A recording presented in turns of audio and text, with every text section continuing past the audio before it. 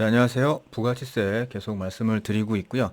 오늘은 그 일반 과세자의 부가가치세 신고 방법이고 홈택스에서 하시면 되는데, 일단 지금은 2024년 1월이고요. 요번에 신고하는 부가치세는 2023년 2기 확정이죠. 그래서 그 기간에 대한 신고 방법을 지금부터 말씀드릴 거고요. 간이과세자분들은 제가 이전 영상을 보시면 되고, 그리고 일반 과세자분들은 지금 영상을 보시면 되는데, 지금 영상은 그냥 일반적인 일반 업종을 대상으로 하고요. 중간에 조금씩 말씀을 드리겠지만, 음식점업이나 임대업 같이 특별한 업종은 제 다른 영상이 있으니까 이 영상을 보시고 난 다음에 그 영상을 좀 구체적인 영상을 한 번씩 보시는 게 도움이 될 거예요.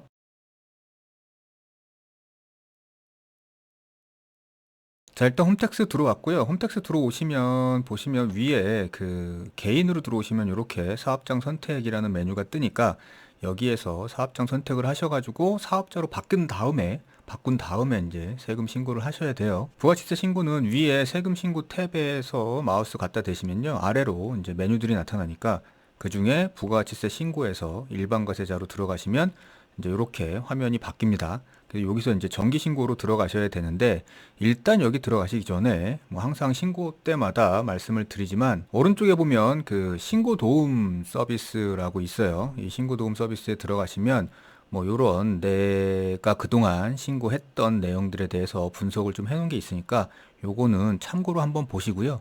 다시 이제 부가치세 신고 첫 화면이죠. 여기에서 우리는 지금 확정 신고고 정기 신고니까 여기로 들어가시면 됩니다.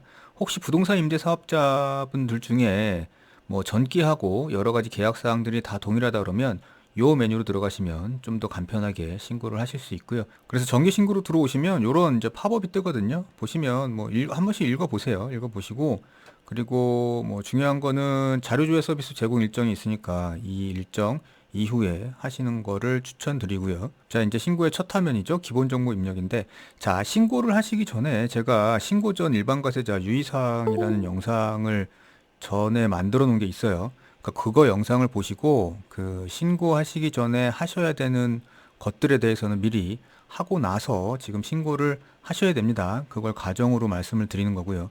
자, 기본 정보 입력에서는 일단 확인하셔야 되는 거는 여기 2023년 2기 지금 확정 신고고요. 신고 대상 기간은 7월 1일부터 12월 31일로 돼 있어요. 그리고 사업자 등록번호에 확인을 누르시면 여기 밑에 그 내 사업자의 세부 사항들이 뜨니까 그 내용들의 오탈자나 뭐 다른 것들이 있는지 확인하시고, 그리고 나서 이제 다음으로 넘어가시면 되는데, 여기 보시면 요 무실적 신고 있어요. 그래서 매출과 매입이 아예 없으신 분들은 이 무실적 신고로 간단하게 끝내실 수 있고요. 주의하셔야 되는 부분은 매출은 없는데 매입이 있다, 이런 건 무실적 신고가 아닙니다. 그거는 일반 신고를 하셔야 돼요. 자, 그리고 저장 후 다음 이동으로 넘어가시면 이제 신고서 서식 선택이 있는데, 여기에는 기본적으로 그 각 사업자의 업종마다 선택이 돼 있거든요. 기본적으로 선택이 되는데 해당되는 것들이 추가적으로 있을 수 있어요. 그래서 여기 보시면 입력 서식 도움말이 이렇게 있으니까 여기를 클릭해 보시면 각 서식마다 설명이 나오거든요. 그래서 본인 사업자가 그 여기에 해당되는 게 있다 그러면 그 양식을 반드시 선택을 하고 그리고 넘어가셔야 됩니다. 잠깐 보게 되면 일단 기본적으로 뭐 합계표들은 다 떠 있고요. 그 임대업을 하시는 분들은 여기 부동산 임대 공급가액명세서가 반드시 들어가 있어야 되고요. 예를 들어서 뭐 비품이나 차량 운반고, 기계장치, 건물 뭐 이런 감가상각 자산을 취득한 경우가 있으면 여기에도 체크가 들어가 있어야 되고요. 그리고 음식점업 같은 경우에는 의제 매입세 공제 신고서 요것도 체크가 돼 줘야 됩니다. 그 다음에 밑으로 내려오시면 세금계산서 받은 것 중에 매입세 공제를 받으면 안 되는 항목이 있으면 여기 공제받지 못할 매입세액 명세서도 작성이 돼야 되는 거고요. 혹시 음식점, 숙박업, 기타 서비스 업종 중에 사업장 현황 명세서를 작성해야 되는 대상이 있어요. 그러니까 그런 경우에는 여기에 체크가 되어 있는지를 한번 확인해 보셔야 되고요. 아래로 내려오셔가지고요, 예정고지세액이 있으셨다 그러면 여기에 체크를 해주시면 됩니다. 뭐 다른 사항들은 기본적으로 다 체크가 돼 있으니까 뭐 그것만 확인하시면 될 것 같고요. 그 다음에 감가상각자산 신고서를 선택하게 되면 이런 팝업이 떠요. 그래서 고정자산 매입이 있는 경우에는 이 취득명세서를 선택하는데, 이 취득명세서를 작성하게 되면 이렇게 부속 증빙 서류를 제출해 줘야 된다는 얘기죠. 요거는 마지막에 신고 내역 조회나 아니면 그 옆에 있는 다시 말씀드릴게요. 마지막에. 그래서 요런 서류들을 제출해야 된다는 내용들을 기억하셔야 되고요. 자, 다음으로 넘어가면 일단 그 임대업 같은 경우에는 요렇게 부동산 임대 공급 가액 명세서가 뜨죠. 이 부동산 임대 공급 가액 명세서는 임대업만 뜨게 되는데 이거의 작성 방법은 제가 그 다른 영상이 있어요. 일반 과세자 부동산 임대업 부가치세 신고 영상이 있으니까 거기서 자세하게 설명을 하고 있어서 그 내용을 참고하시면 될 것 같고요. 여기 보시면 뭐 작성 시 유의사항이나 갱신일, 뭐 층면적, 입력 요령 이런 게 있으니까 여기에 팝업 들어가셔가지고 한 번씩 읽어보시면 이해가 가능하실 겁니다. 그러고 나오면 이제 이렇게 신고서 작성하는 이 화면이거든요. 과세표준 및 매출세액부터 이 아래로 쭉 내려다 보시면 이렇게 매입세액, 경감공제세액, 그리고 마지막에 환급금 계좌 신고까지 이렇게 한 페이지에서 작성을 하게 돼 있고요. 여기 옆에 보시면 작성하기를 눌러가지고 하나씩 그 작성을 하고 밑으로 내려가시면 돼요. 그래서 제일 먼저 세금계산서 발급분 매출부터 작성을 해야 됩니다. 그래서 여기를 들어가시면 내가 그 사업을 하면서 세금계산서를 발급한 매출을 여기에 기재를 하게 돼 있어요. 그래서 전자세금계산서를 발급하셨다 그러면 여기에 있는 전자세금계산서 불러오기로 간단하게 여기에 불러올 수 있고요. 이렇게. 그 다음에 종이로 받으셨다. 아니면 전송기간 마감일이 지나서, 그러니까 다음 달 11일이죠. 그 기간이 지나가지고 그 전자세금계산서 발급분이 있다 그러면 여기에 직접 기재를 하셔야 됩니다. 이렇게 전자세금계산서 발급분과 그 다음에 종이세금계산서 뭐 이런 것들을 직접 기입했다 그러면 그 기입한 분까지 합혀가지고 여기 밑에 매출처별 세금계산서 합계 금액이 나오거든요. 그래서 이 금액을 확인하시고 입력 완료로 나가시면 앞에 화면으로 나오는데 이렇게 되면 과세 세금계산서 발급분에는 기재가 끝나게 되죠. 그리고 나서는 과세 신용카드나 현금영수증 발행분 해가지고 내가 매출을 일으킬 때 신용카드나 현금영수증의 증빙이 발급된 매출을 작성을 하셔야 돼요. 여기.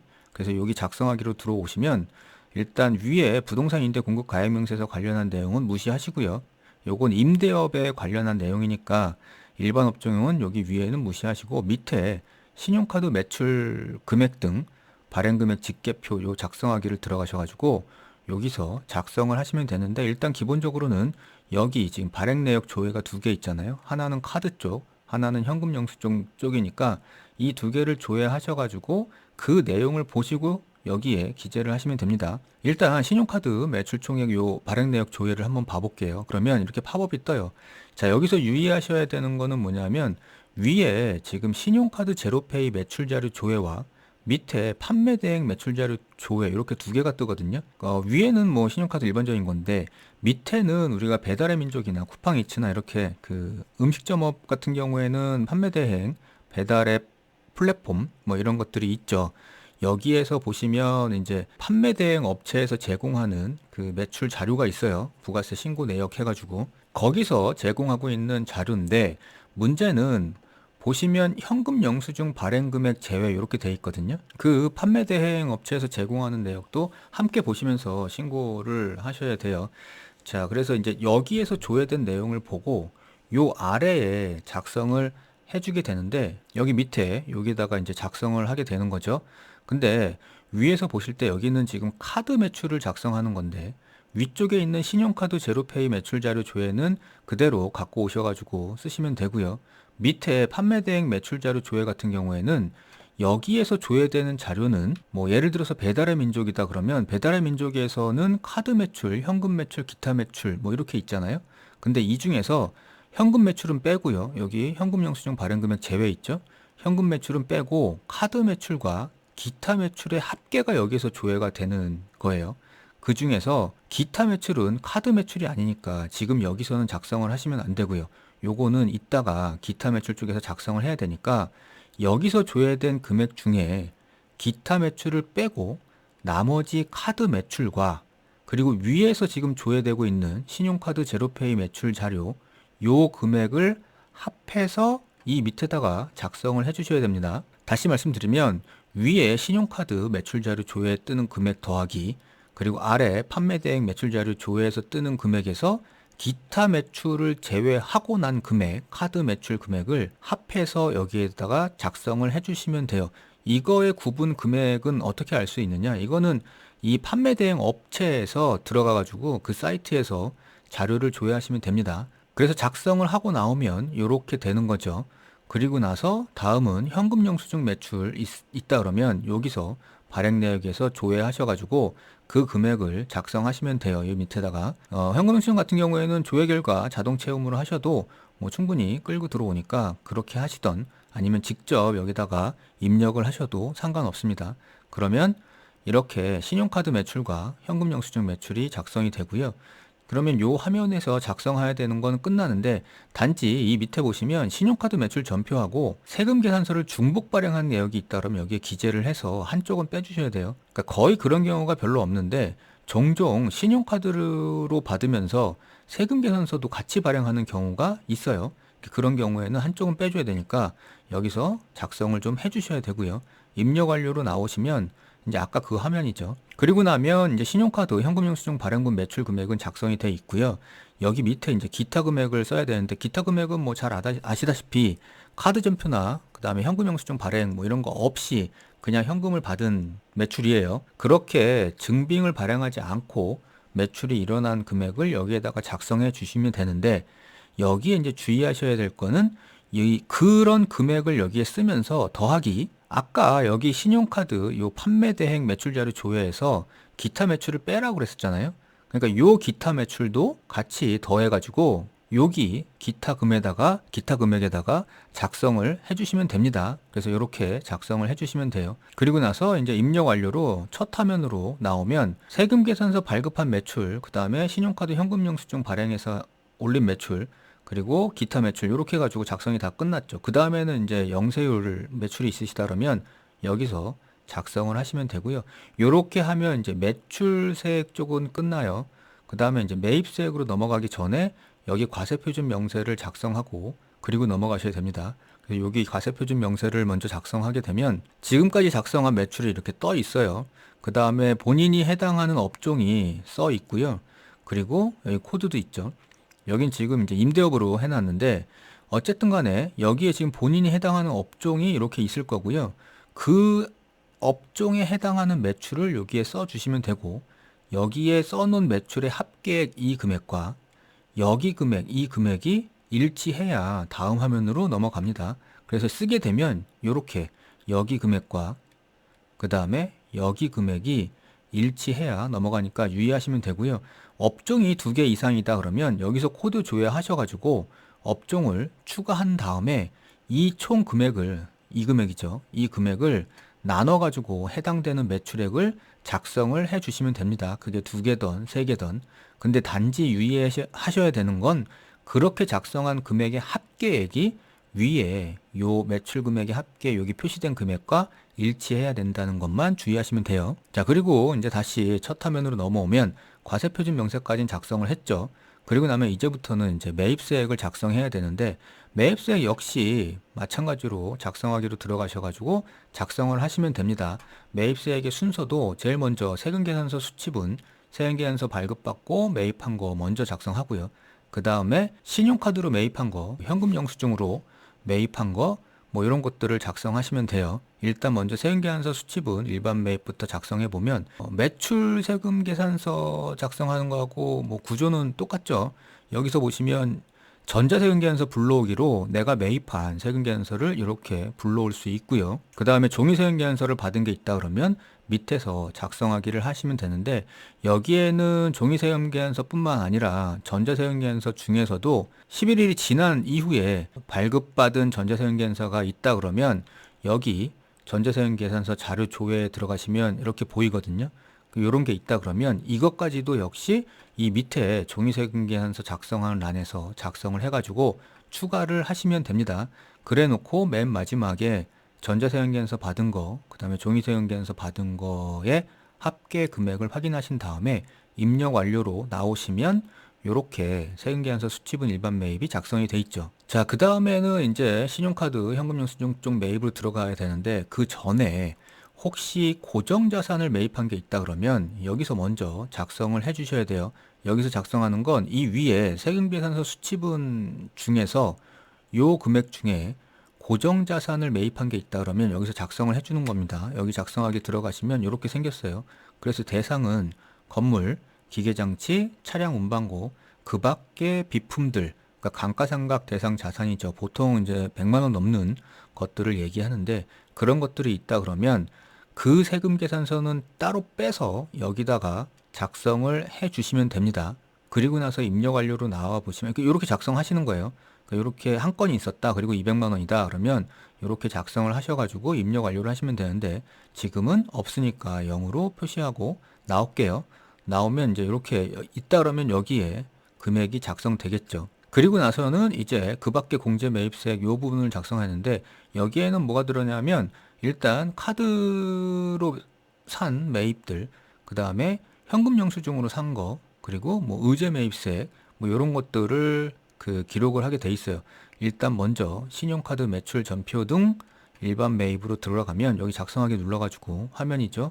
여기에는 일단 내가 카드로 산 것들에 대해서 뭐 여기에다가 각각 작성을 해가지고 입력 내용 추가로 기록을 할 수 있는데 너무 번거롭고 너무 많잖아요.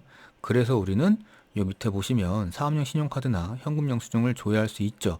그러니까 사업용 신용카드를 등록해 놓은 경우 그래서 여기서 이제 조회하고 입력을 하시면 돼요. 일단 현금 영수증으로 매입한 것부터 해볼게요. 여기 조회하기 들어가시면 팝업이 하나 뜨고 요렇게 2023년 하반기 조회하기가 뜨니까 여기 조회를 하시면 여기에 내역이 뜰 거거든요. 그리고 나서 이 금액을 보시고 이 밑에다가 기록을 하시면 되는데 여기서 보시는 금액은 전체 금액이 아니라 공제 대상 금액, 요 빨간 글씨 공제 대상 금액의 공급가액과 세액을 확인하셔야 됩니다. 이 금액을 여기로 갖고 와서 여기에다가 기입을 하시면 돼요. 혹은 조회 결과 자동 채움을 하시면 되는데 문제는 뭐냐면 내가 현금 영수증을 사용해가지고 그 현금 영수증을 발급받고 매입한 전체 금액들 건수들 중에 공제 대상, 매입세 공제 대상만 따로 변경을 완료하셔야 돼요. 요거는 사업용 신용카드 매입세 공제 불공제 변경하기 영상을 보시면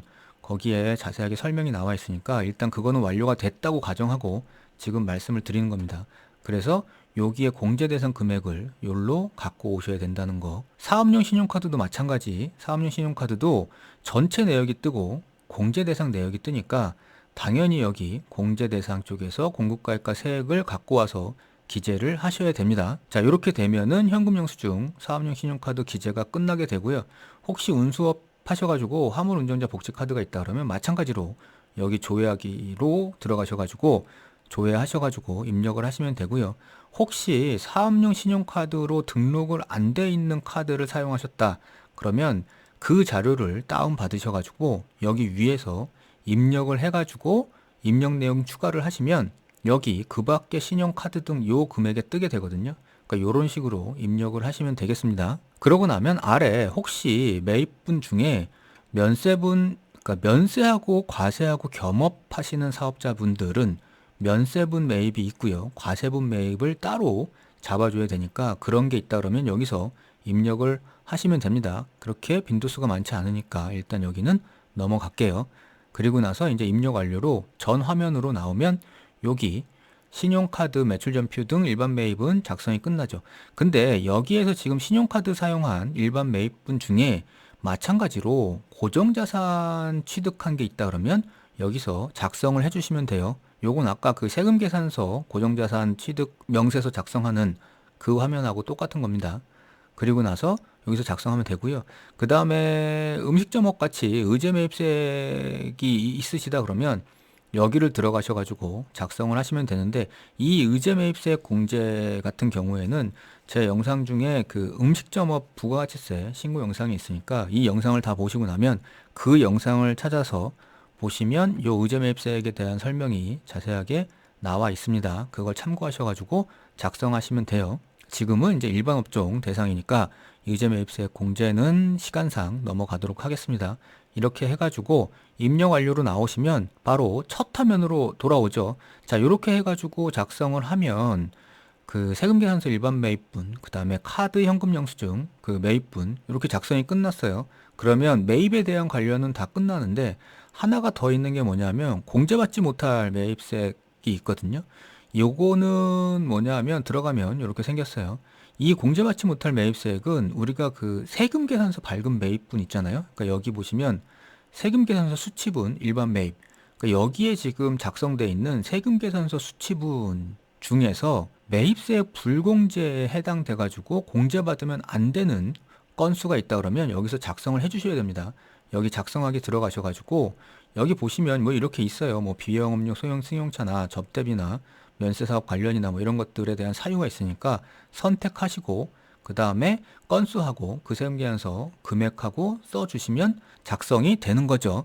그래서 여기에 이 세금계산서 수취분들 중에 공제받으면 안 되는 매입세액은 여기에 반드시 표시를 해 주셔야 됩니다. 만약에 그런 게 있다 그러면요. 자, 이렇게 하면은 매입세액 부분까지 끝나요. 위에 매출세액 끝났고요. 그 다음에 이제 매입세액 끝났고 밑에 경감 공제세액을 작성해야 되는데 일단 첫 번째 그 밖의 경감 공제세액부터 작성을 해볼게요. 여기 작성하기 들어가시면 이렇게 생겼고요. 일반적으로는 여기 지금 작성해야 되는 건 보통 두 가지인데 전자신고세액 공제 하나, 그리고 전자세금계산서 발급세액 공제 하나, 이렇게 두 가지가 일반적이에요.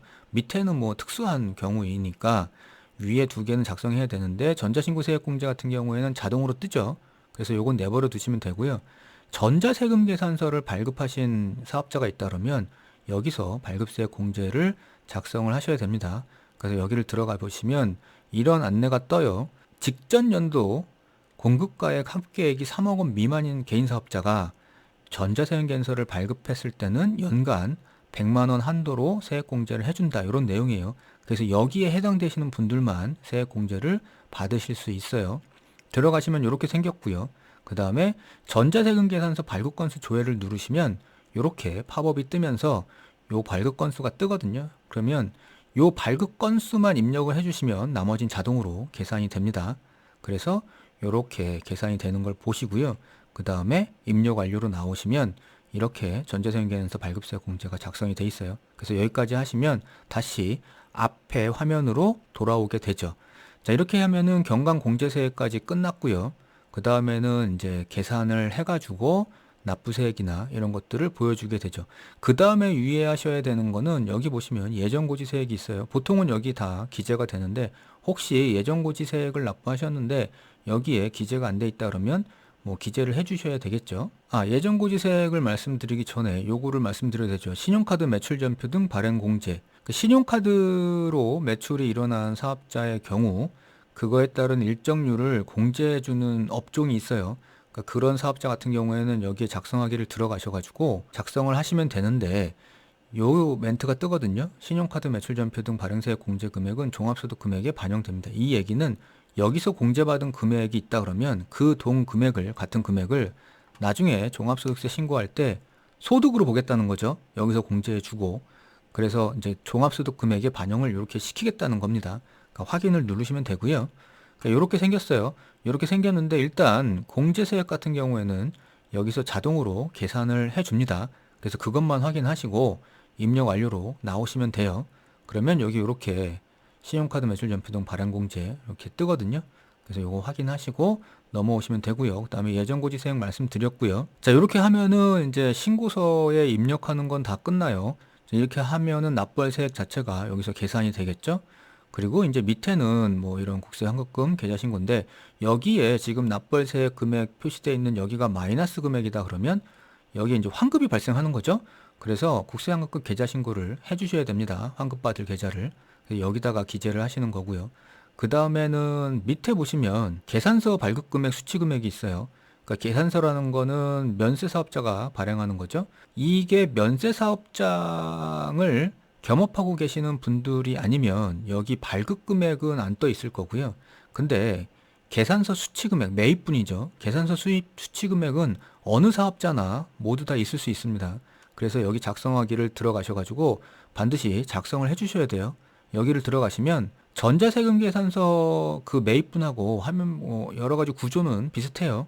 그래서 전자계산서 불러오기로 이렇게 기입을 하시면 됩니다. 물론 이제 종이계산서를 받았다 그러면 여기 밑에서 작성을 하시면 되고요.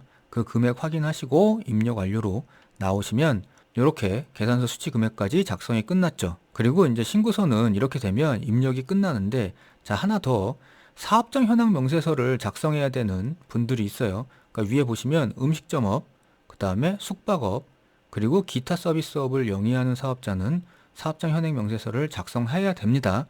그러니까 기타 서비스업 중에서도 업종 코드에 따라서 그 작성을 해야 되는 대상이 있고요. 안 해도 되는 대상이 있어요. 대상이 되시는 분들은 사업장 현황 명세서를 작성해야 되니까 여기에 작성을 하시면 됩니다. 정확하게 뭐 숫자가 1년 동안, 그러니까 뭐 월 기준으로 얼마다, 뭐 이렇게 다 맞추실 필요는 없고요. 개략적으로 맞추시면 되니까 그건 뭐 사업자마다 다 다르겠죠. 본인은 잘 알고 계실 거고요. 여기 위에 자가나 타가는 그 내 사업장이냐, 아니면 내 명의의 내 소유의 사업장이냐, 아니면 임차했느냐, 그거의 차이입니다. 그거에 맞춰가지고 작성을 하시면 되고요. 자, 이렇게 해가지고 신고서가 이제 작성해야 될 입력은 다 끝나는 거고, 이렇게 신고서 입력 완료로 나오시면 여기에 신고서 제출 마지막 화면이거든요. 그래서 매출세액, 매입세액 있고요. 마지막에 납부할 세액이 있으니까 이 금액을 확인하시고 납부까지 완료를 하셔야 됩니다. 이거 납부 안 하시면 안 돼요. 그리고 혹시 여기에 마이너스가 떴다 그러면 환급이니까 환급은 환급금 계좌 신고로 하시면 되고요. 자, 이렇게 해서 신고서 제출하기까지 누르시면 부가가치세 신고가 끝나게 되는 거죠. 이렇게 신고가 다 끝나고 나면 첫 번째는 다시 나오셔가지고 신고 내역 조회 탭으로 들어가셔가지고 여기에서 내가 신고를 제대로 한 건지를 한번 조회를 해보실 필요가 있고요. 그 다음에 신고 부속 서류나 증빙 서류를 제출해야 되는 경우들이 있어요. 아까 처음에 말씀드렸던 고정자산 취득명세서 작성하는 분들, 그런 경우에는 증빙 서류 제출이 필요할 수 있기 때문에 그 증빙 서류 제출은 여기에서 하시면 됩니다. 자, 이렇게 해가지고 2023년 제2기 확정 부가지세 신고를 어떻게 홈택스에서 하는지 말씀을 드렸고요. 굉장히 많은 업종과 굉장히 많은 상황이 있는데 그 중에서 일반적으로 빈도수가 가장 높은 것들을 설명을 드렸는데, 아무래도 신고를 10분, 20분 이렇게 짧게 말씀을 드리다 보니까 그렇게 중요도가 떨어지는 거는 생략되고 넘어갈 수가 있습니다. 혹시라도 신고서를 작성하시다가 뭐 궁금한 점 있으시면 댓글 달아주시면 최대한 답변 드리도록 노력하겠습니다. 감사합니다.